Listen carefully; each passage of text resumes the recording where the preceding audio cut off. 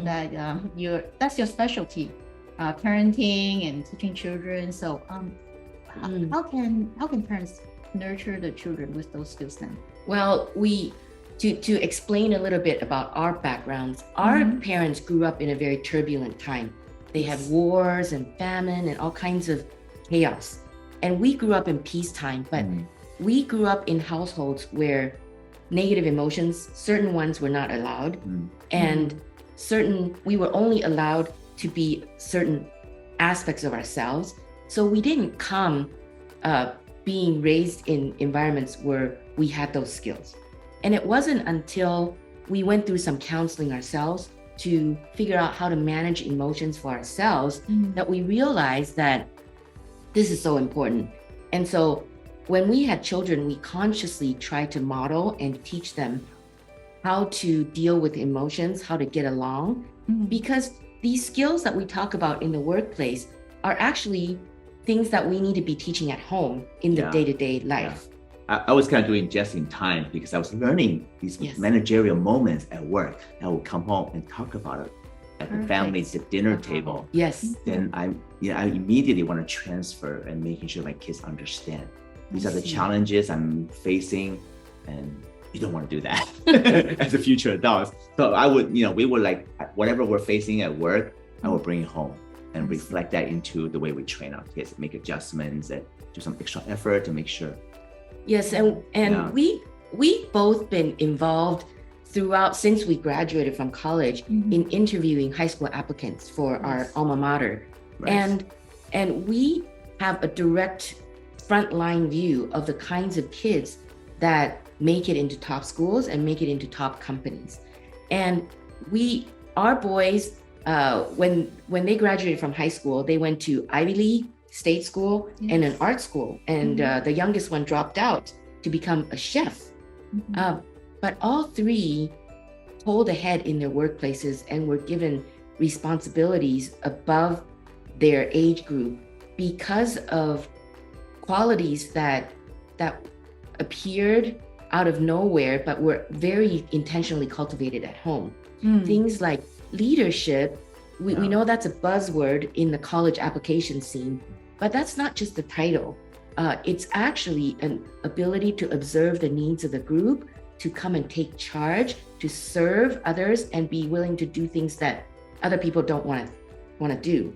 So leadership is really not a single trait. I think it's a collection of qualities and traits. That's right. That make this person do well as a leader. That's right. And it's not being so quick to take credit, but being willing to share credit and to thank others.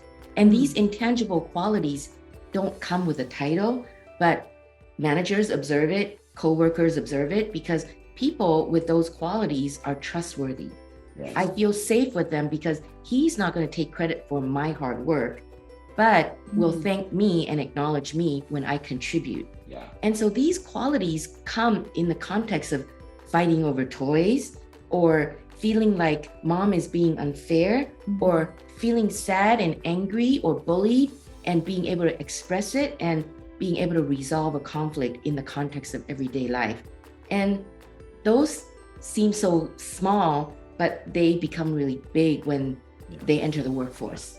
So we do notice that children from just having no siblings, single child families, they have more challenges if they didn't get to socialize with others at a young age, especially like fighting toys and having to deal with fairness at home and yielding to another person, right? If you don't have a sibling, younger, older brother or sister, you just don't get to work through that. And then it shows up in the way they work with other people. Or sharing attention from the boss. So it is noticeable. Yes. I see. Wow, so it's not easy. So especially the only child, then they need to extra effort in very intentional to train those skills. That's right. And expose them to a socialization situation, like having play days and give them extra opportunities at school with working with classmates, working small teams.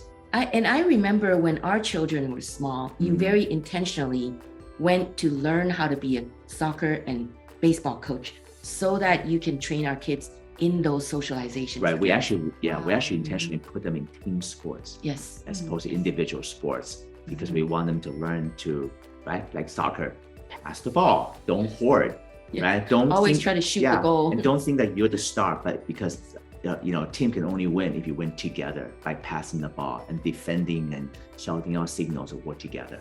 So we pick team sport for that very reason. Yes, and I also noticed when Coach David, after a game, he will have the huddle and he'll say, okay, so what do you see other people doing, right? What do we learn? What do we learn? Yeah. And how can we be doing better? Yeah. So and this is something that actually works really well in my profession, right? Yes. After our team's weekly project updates, we also do that discussion called retrospect. How do we do this past week? Did we do something well? Did we not do something well? Right? When we ship a product, same thing, right? What do we learn as a team? That constant reflection is actually a really good exercise, because without reflection, one cannot learn and grow. True. Wow, that's great. I learned a lot from you in this interview already. Yeah.